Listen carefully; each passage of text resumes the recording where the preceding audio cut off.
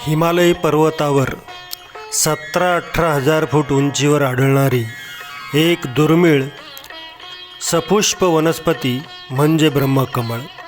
ही वनस्पती आपल्या घरीसुद्धा कुंडीत घराभोवतीच्या जागेत आपण वाढवू शकतो। त्यासाठी ब्रह्मकमळाच्या वनस्पतीची पाने आणून त्याचे 2 भाग करून 2 रोपे तयार करता येतात। प्रत्येक पानातून जेवढे डोळे तेवढी पाने बाहेर पडतात।